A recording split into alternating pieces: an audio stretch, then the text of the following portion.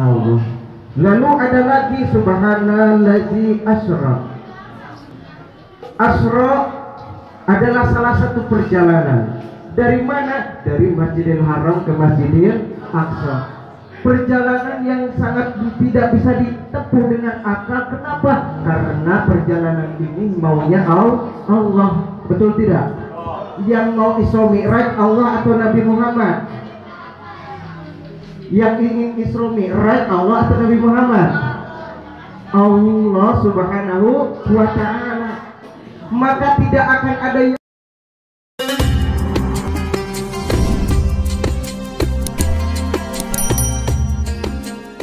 pas angka 10 tuh. Angka 10 tuh. Oh anjing. Ini namanya Ustadz Ceper. Cakep pinter. Dan juga bisa disebut Peter. Pendek terus. Tapi alhamdulillah kalau orang pendek biasanya nih hati ke otak deket, makanya cepat pinter. Betul gak? Betul. Ngan sayangnya ya mang tadi laku disebut kurang iklan ke dangnya sudah ada FB dipajang web foto nggak mau komen terusin silakan ceramah dengerin dulu ya. Ayo. Assalamualaikum warahmatullahi wabarakatuh. Alhamdulillahillazi asra bi 'abdihi laila minal masjidil haram ilal masjidil aqsa. Wassalatu wassalamu ala sayyidina Muhammadin alladzi hasanatu lahu la tusa wa ala alihi wa sahbihi ahli sidqi wa tuqa amma ba'du. Pertama, marilah kita panjatkan puja dan puji syukur kehadirat Allah Subhanahu wa ta'ala. Salawat bersangkaikan salam semoga seluruh tercurah limpah pada baginda alam, yakni Habibana wa Nabiyana Karim, baginda Nabi besar Muhammad sallallahu alaihi wasallam. Tak lupa kepada keluarganya, para sahabatnya, para atba'ut tabi'in dan tabi'atnya, hingga sampai kepada kita seluruh umatnya. Mudah-mudahan kita mendapatkan syafaatnya nanti di yaumul qiyamah. Amin ya Allah ya Rabbal. Pertama yang saya muliakan Al-Mukarram Syekhuna pimpinan Pondok Pesantren Nurul Hikmah Al-Jailani, kita doakan beliau mudah-mudahan dipanjangkan umurnya oleh Allah, diberikan milik rezekinya oleh Allah, keluarganya dijadikan keluarga yang sakinah, mawaddah warahmah, dan tentu putra putrinya dijadikan putra putri yang soleh dan salehah.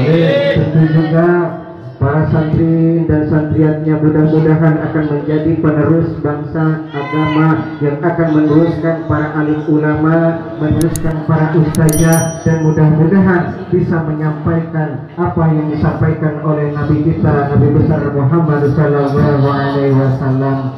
Juga kepada rois atau roisah, para santrinya santriat, mudah-mudahan beliau-beliau yang sedang menuntut ilmu di pondok pesantren ini dijadikan oleh Allah Subhanahu wa ta'ala ilmunya yang bermanfaat, juga akan menjadikan suatu kebanggaan sebagai orang tua nanti di akhiratnya. Amin ya Allah ya Rabbal alamin. Juga kepada guru saya yang sedang duduk di pinggir ini, mudah-mudahan beliau dipanjangkan umurnya oleh Allah, karena tiada lain saya tidak akan bisa ada di tempat ini tanpa ada jasanya beliau. Dan mudah-mudahan kita doakan semua para alim ulama di negara kita selalu dalam lindungannya Allah Subhanahu wa ta'ala. Saudara kaum muslimin rahimakumullah, tidak akan banyak saya sampaikan pada pertemuan kali ini, hanya bertabaruk. Mudah-mudahan menjadi keberkahan wabil khusus untuk saya sendiri, umumnya untuk kita semua yang hadir di sini. Peristiwa Isra Mi'raj adalah peristiwa yang tidak bisa diterima oleh akal, betul tidak? Kenapa demikian? tidak bisa diterima oleh akal dan otak, karena peristiwa Isra Mi'raj adalah peristiwa yang sangat besar. Perjalanan yang sangat jauh bisa ditempuh dengan waktu yang sangat singkat. Kata Allah Subhanahu wa taala dalam Al-Qur'an surat Al-Isra, Subhanalladzi asra bi 'abdihi laila minal masjidil haram ilal masjidil. Maha suci Allah yang telah menjalankan hambanya yakni Nabi Muhammad dari mana? Dari Masjidil Haram ke Masjidil Aqsa. Setelah dari Masjidil Aqsa lalu melewati langit pertama, kedua, ketiga, keempat, kelima, keenam, ketujuh sampai kepada Sidratul Muntaha. Berjumpahlah dengan Allah Subhanahu wa taala. Dan perjalanan sejauh ini bisa ditempuh dengan waktu sepertiga malam. Maka otak dan akal manusia tidak bisa menerima peristiwa sebesar Isra wal Mi'raj. Lalu bisa diterima oleh apa? Yaitu dengan keimanan kita kepada Allah Subhanahu wa taala. Maka malam ini saya akan menyampaikan sedikit tentang hikmah bagaimana tentang Isra wal Mi'rajnya Rasulullah sallallahu alaihi wasallam. Pertama, kalau kita telaah dan lihat, setiap bulan dalam Islam mempunyai sejarah dan peristiwa, betul. Kalau kita berbicara bulan Muharram, kita akan diingatkan dengan peristiwa hijrahnya Rasulullah Sallallahu Alaihi Wasallam. Lalu kalau kita berbicara tentang bulan Dzulhijjah atau bulan Haji, kita akan diingatkan dengan peristiwa kurbannya Nabi Ibrahim alaihi salam. Lalu kalau kita menginjak pada bulan Ramadan, maka kita akan diingatkan tentang peristiwa nuzulul Quran atau diturunkannya Al-Quranul Karim. Begitu juga kalau kita mengingat tentang bulan Rajab, maka kita akan diingatkan dengan peristiwa besar yaitu Isra wal Mi'rajnya Rasulullah sallallahu alaihi wasallam. Para santriat yang dimuliakan oleh Allah, coba kita teliti. Setiap dalam Al-Quran Allah pasti akan menceritakan peristiwa, betul.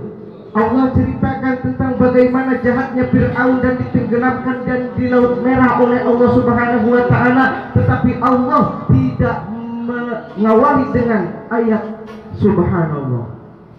Ketika Allah menceritakan bagaimana kaum Nabi Lut yang jahat, Allah tidak mengawali peristiwa Al-Quran ini dengan lafaz subhanallah. Tetapi ketika Allah ingin menyampaikan peristiwa dalam Al-Quran ini tentang Isra wal Mi'rajnya Rasulullah Sallallahu Alaihi Wasallam, maka Allah pertama menempelkan yaitu lafaz subhanallah. Artinya apa? Maha suci Allah. Maka dari awal lafaz subhanallah ini berarti ini adalah peristiwa yang sangat besar di dalam peristiwa sejarah agama Islam. Itu yang pertama yang terkandung dalam lafaz subhanallah. Lalu ada lagi subhanalladzi asra. Asra adalah salah satu perjalanan. Dari mana? Dari Masjidil Haram ke Masjidil Aqsa. Perjalanan yang sangat tidak bisa ditempuh dengan akal. Kenapa? Karena perjalanan ini maunya Allah, betul tidak? Yang mau Isra Mi'raj Allah atau Nabi Muhammad? Yang ingin Isra Mi'raj Allah atau Nabi Muhammad? Allah Subhanahu wa ta'ala. Maka tidak akan ada yang mustahil ketika Allah Subhanahu wa ta'ala yang menjalankan. Apa kata Allah dalam Al-Quran? Ija arada syai'an ayyakula lahu kun. Surat apa itu coba? Ija arada syai'an ayyakula lahu fayakun. Surat apa? Dalam surat Yasin, ketika Allah mengharapkan satu perkara, maka jadi akan terjadilah. Maka ini pun Isra wal Mi'raj Rasulullah Sallallahu Alaihi Wasallam adalah kemauan Allah. Maka tentu saja tidak ada yang mustahil kalau Allah mau. Orang hina bisa jadi mulia karena maunya Allah. Yang tadinya miskin bisa jadi kaya karena maunya Allah. Orang yang tadinya tidak bisa menjadi bisa karena mungkin adanya kemauan Allah, maka dari itu semua dari perintah Isra wal Mi'raj itu adalah kemauan Allah Subhanahu wa ta'ala. Itu yang kedua hikmahnya. Lalu yang ketiga, dalam ayat ini subhanallazi asra bi abdihi. Maha suci Allah yang sudah menjalankan hambaku. Kenapa sih Allah tidak memakai kalimat Muhammad? Ayo kita perhatikan. Kenapa Allah dalam Al-Quran tidak memakai kalimat Muhammad tetapi memakai kalimat hambaku? Pertama ada dua keterangan. Yang pertama, orang atau manusia bisa disebut hamba kalau ada ruhnya. Kalau ruh doang berarti itu mayat. Betul. Kalau ruh doang berarti mayat. Kalau jasad doang berarti itu apa? Kalau jasad doang mayat. Kalau ruh doang hantu.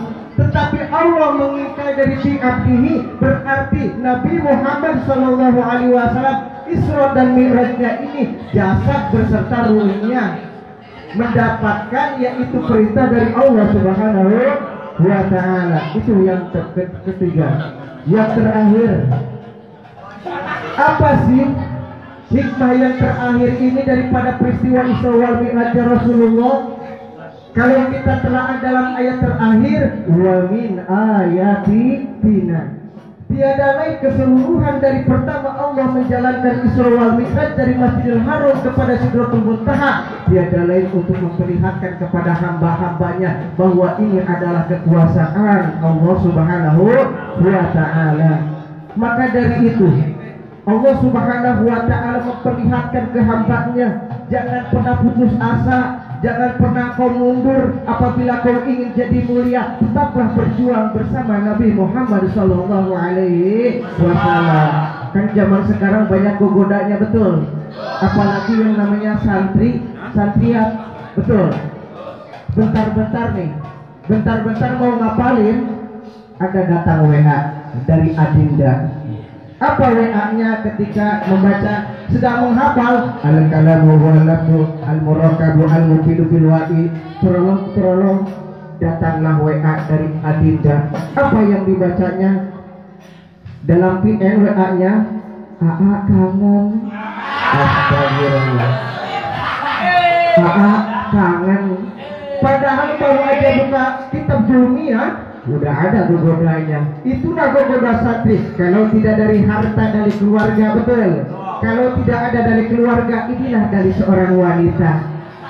Maka dari itu seorang santri harus tahan godaannya. Kalau kita mampu menjaga atau kita mampu menghindari godaan itu, insya Allah kita akan menjadi orang yang mulia. Betul apa betul? Amin ya Allah ya Rabbal. Maka dari itu kata Nabi, semangatlah untuk mencari ilmu. Kenapa semangat mencari ilmu? Karena orang mulia bisa karena ilmu. Maka itu santri itu betul-betul mulia di hadapan malaikat dan di hadapan Allah Subhanahu wa ta'ala. Jangankan manusia yang akan memuliakannya, pohon-pohon, tumbuhan, makhluk yang ada di lautan memintakan ampun kepada orang-orang yang sedang mencari ilmu. Siapa? Yaitu terutama kepada santri dan santriat. Makanya kalau jadi santriat untuk apa tidak? Jadi orang yang mencari ilmu untuk apa tidak? Bahkan kata Rasulullah Shallallahu Alaihi Wasallam dikatakan dalam kitab Tazkiyul Qaul apa? Ya Ibnu Mas'ud, julusuka fi majlisil ilmi sa'atan. Ya Ibnu Mas'ud, dudukmu di majlis ilmu, wahai Ibnu Mas'ud, itu lebih baik daripada engkau memerdekakan 1000 abid. Subhanallah. Maka dari itu Rasulullah Shallallahu Alaihi Wasallam menerangkan dalam kitab hadis ini begitu pentingnya dan begitu mulianya orang-orang yang sedang mencari ilmu. Walaupun yang namanya anak santri kadang-kadang suka dihina, buat apa aja sama anak santri, duduk Buat apa nikah sama santri? Paling dikasih makan kulhu katanya. Nauzubillahimin. Padahal santri ini adalah salah satu tentaranya Allah Subhanahu wa taala. Sebagaimana yang dikatakan oleh Rasulullah Shallallahu Alaihi Wasallam, begitu besar kepada orang-orang yang menegakkan agama Allah Subhanahu wa taala. Godaannya, cobaannya begitu besar. Asyadul bala minal anbiya wal auliya wal amsal bil amsal. Maka cobaan yang paling besar pertama kepada para nabi, kedua kepada para utusan Allah, para solihin, para suhada, dan juga para kiai, dan juga kepada para santri. Maka dari itulah kita sebagai para santri dan santriat mudah-mudahan dipermudah oleh Allah Subhanahu wa taala mendapatkan ilmu yang bermanfaat.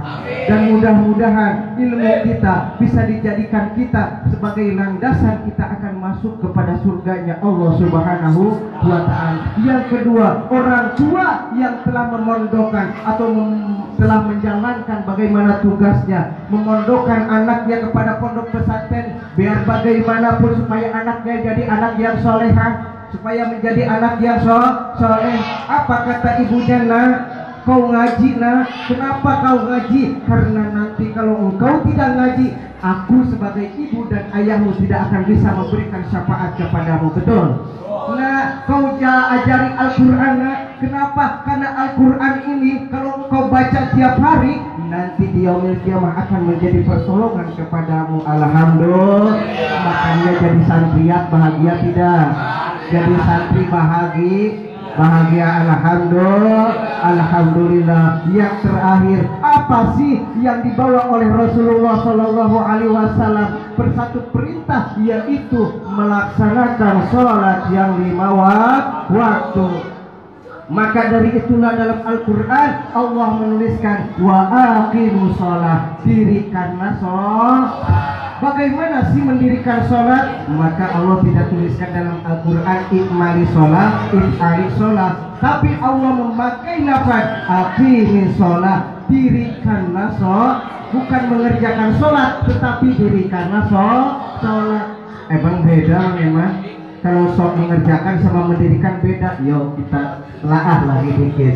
Kalau orang yang mendirikan sholat, pertama orang itu ketika mendirikan sholat dengan benar, rukunnya baik, bacaannya baik, lalu setelah dia keluar dari sholat itu, maka ajaran sholat itu akan dia pakai dalam kehidupan sehari-hari. Betul. Kenapa? Karena orang yang benar-benar mendirikan sholat, inna sholata tanha 'anil fahsya'i wal munkar, sesungguhnya sholat bisa mencegah perbuatan keji dan munkar. Terus emang ada orang yang sholat selalu mengerjakan perbuatan munkar? Ada. Orang sholat di Jumat, pulang-pulang ambil sendal orang, orang diambil, ada gak? Ada. Berarti itu orang belum mendirikan sholat, tetapi baru mengerjakan sholat. Dia iman pada sholat, tetapi ajaran sholat tidak diterapkan dalam kehidupan sehari-hari. Maka mudah-mudahan kita sebagai daripada hikmah Isra wal Mi'raj ini, kita mampu mendirikan sholat yang 5 waktu, mengerjakan daripada rukun, mengerjakan sebaik-baiknya sholat, lalu menerapkan dalam kehidupan sehari-hari, dalam kehidupan kita. Karena tiada lain, orang yang mendirikan sholat akan baik di hadapan Allah, akan baik di hadapan Rasulullah Sallallahu Alaihi Wasallam. Hanya segitu yang bisa saya sampaikan. Mudah-mudahan ada manfaat wabil khusus buat al-fakir. Mudah-mudahan umumnya buat kita semua yang hadir di sini, tentunya kita akan mendapatkan maghfirah dari Allah Subhanahu wa taala, dan mudah-mudahan kita semua, guru-guru kita semua akan dimasukkan kepada surganya Allah Subhanahu wa taala. Hadanaqul wa iyyakum ajmain. Wassalamualaikum warahmatullahi wabarakatuh. Waalaikumsalam warahmatullahi wabarakatuh. Paham teteh, paham. AA paham. Mang Santri paham. Jadi kita ada di sini berkat jasa siapa? Jasa Allah.